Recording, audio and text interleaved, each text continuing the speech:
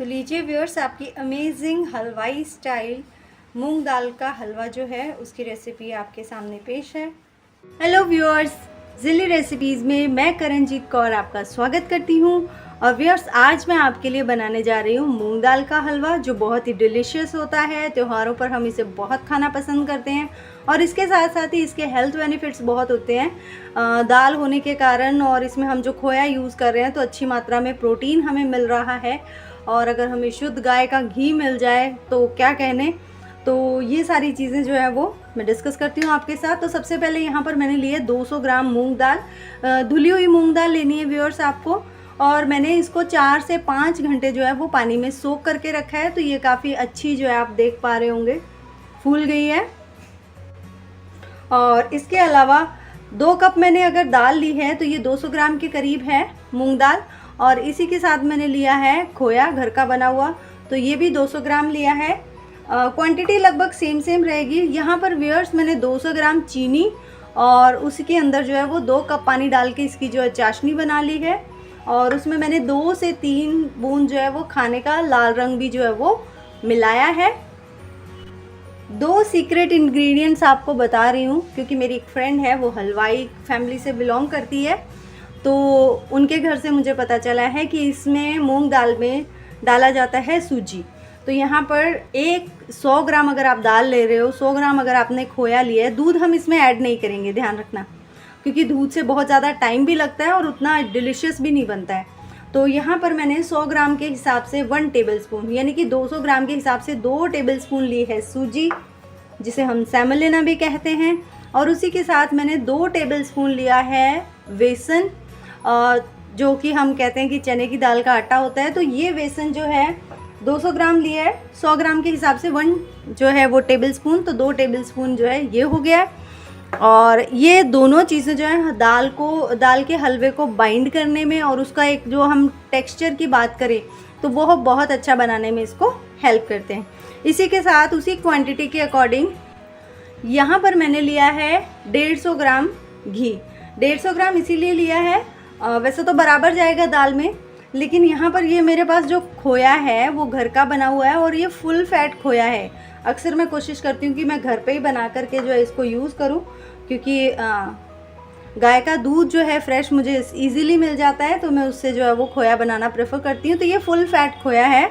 और इसी के साथ ये 2 इंग्रेडिएंट, मतलब हल्के हाथ से कुटे हुए बादाम, काटना नहीं है, और ऐसे ही पिस्ता, तो 1-1 टेबलस्पून मैंने इनको लिया है। ये पूरी तरह से ऑप्शनल है, क्योंकि ये सारे इंग्रेडिएंट्स हम यूज़ कर रहे हैं वो ऑलरेडी काफ़ी हैवी है, तो आप चाहें तो इसे अवॉइड करें। मैं जनरली अवॉइड करना पसंद करती हूँ।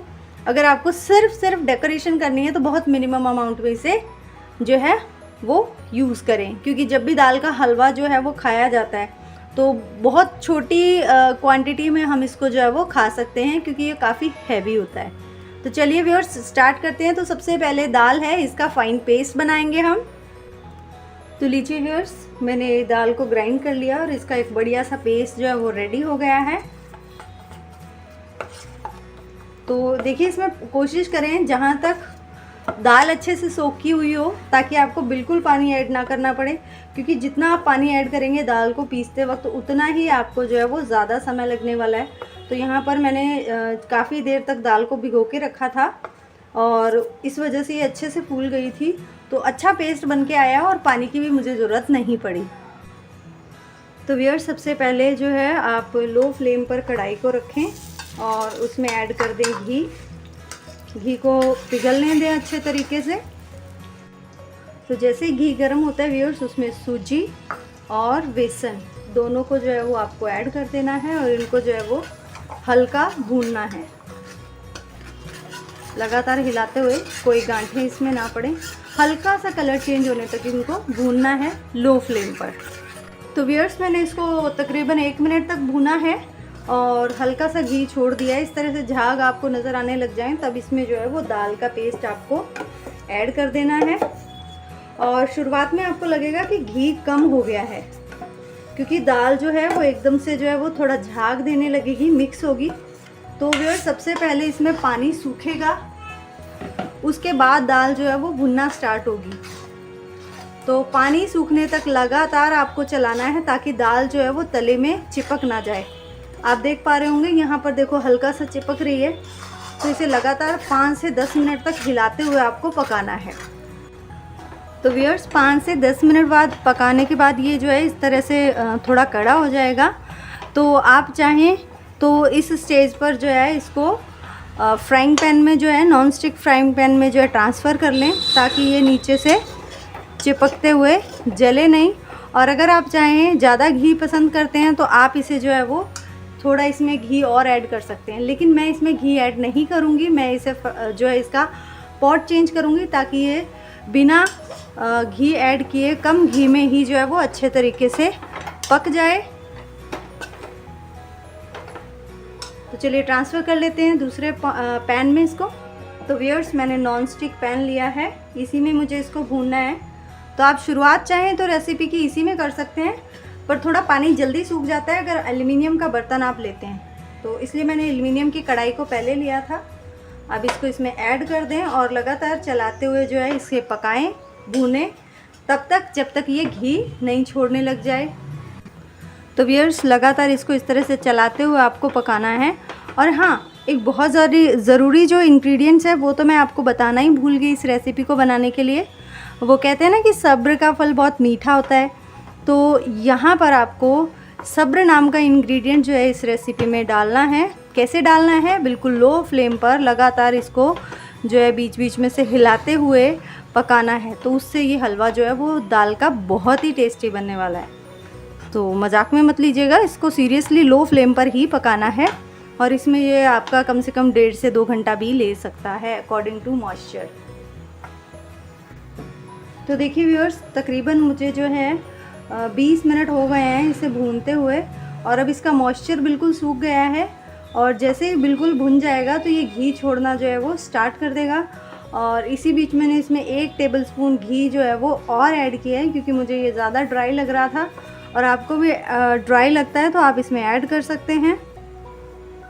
अगर नहीं लग रहा है तो आप जो कोशिश करें कि इसमें घी जो है वो ना ऐड करें। अभी इसे गोल्डन होने तक हमें भूनना है, तो तकरीबन 20 से 30 मिनट लग सकते हैं। और तो देखिए व्यूअर्स तकरीबन 30 मिनट तक मैंने इसे सेका है। और इसके भुन जाने की निशानी ये होगी कि एक तो ये घी छोड़ देगी। मैं आपको जूम करके दिखाऊंगी कि इस तरह से जो पैन का तला है उसमें जो है वो आपको घी नज़र आने लगेगा। दूसरा, इसका कलर गोल्डन हो जाएगा। और तीसरी निशानी ये होगी कि इसकी बहुत अच्छी प्रोमिनेंट खुशबू जो है वो चारों तरफ फैलनी स्टार्ट हो जाएगी। अब हम इसमें ऐड करेंगे मावा। मावा को मैंने क्रश कर लिया है हाथ से, और इसको इसके अंदर जो है वो अच्छे तरीके से मिक्स कर देना है, एक सार कर लेना है। मावा नहीं भी हो, हलवाई स्टाइल आप नहीं बनाना चाहते, नॉर्मली घर पे जो भी चीज़ें आपके पास है उससे बनाना चाहते हैं, तो आप इसमें जो है कम से कम 2 से 3 कप दूध जो है इसमें ऐड कर दें, यानी कि 3 पाव के करीब, या फिर आप ये मान लें कि 3 ग्लास के करीब जो है वो आप इसमें दूध जो है वो ऐड कर दें। व्यूअर्स मावा स्पून से अच्छे से जो है वो सेट नहीं होगा इसमें, तो इसलिए आप जो है वो पोटैटो मैशर का इस्तेमाल करें। मैं इसी का इस्तेमाल करती हूँ, तो ये काफ़ी जो है आपको थकान से बचाता है, और आपका जो मावा और ये दाल है बहुत अच्छे तरीके से जो है वो मिक्स भी हो जाते हैं, तो टेक्सचर बहुत बढ़िया आ जाता है। तो इसे इस तरीके से हल्का दबा करके जो है वो आप मिक्स कर लें पूरी तरह से। तो देखिए व्यूअर्स बहुत अच्छे तरीके से जो है ये अच्छे से मिक्स हो चुका है। अब देखिए बिल्कुल एकसार हो चुका है। और अब इसमें हम ऐड करेंगे चाशनी और इसे कर देंगे मिक्स। व्यूअर्स फ्लेम आपको लो ही रखनी है और चाशनी को पूरा इसके अंदर जो है वो ऐड कर दें, और चाशनी के सूखने तक इसे जो है आपको मिक्स करना है बहुत अच्छे तरीके से। लो फ्लेम पर धीमे धीमे ये बहुत अच्छे से एकसार होके मिक्स हो जाएगा। तो देखिए व्यूअर्स चाशनी जो है वो दाल ने अच्छे से सोख ली है, और मावा भी इसमें बहुत ब्यूटीफुल्ली जो है वो मिक्स हो चुका है। तो हमारा दाल का हलवा बिल्कुल रेडी है। मुझे इसमें लगा है तकरीबन 2 घंटे का समय, स्टार्टिंग से लेके अब तक की पूरी प्रोसेस करने में। तो आप भी इसे बनाएं, एंजॉय करें। और अभी अगर आप मेरे चैनल पर नए हैं तो मेरे चैनल को सब्सक्राइब करें, वीडियो को लाइक करें और शेयर करें। तो व्यूअर्स, मूंग दाल हलवा जो है वो हमारी परंपरा का स्वाद है और हमारे बहुत सारे त्यौहार हैं जो इस दाल के हलवे के बिना जो है वो अधूरे रहते हैं। तो इसे बनाइए और खाइए, और ये जितना स्वादिष्ट होता है उतना सेहतमंद भी होता है। आप इसे चाहें तो जो है ड्राई फ्रूट्स के साथ गार्निश करें, और ना करें तब भी जो है ये बहुत अच्छा जो है वो टेस्ट करता है। तो ये बहुत ज़्यादा हेवी हो जाता है तो ड्राई फ्रूट्स अवॉइड करें, और आपकी इच्छा तो ऐड करें। तो लीजिए व्यूअर्स, आपकी अमेजिंग हलवाई स्टाइल मूंग दाल का हलवा जो है उसकी रेसिपी आपके सामने पेश है। तो एंजॉय कीजिए। Thank you for watching.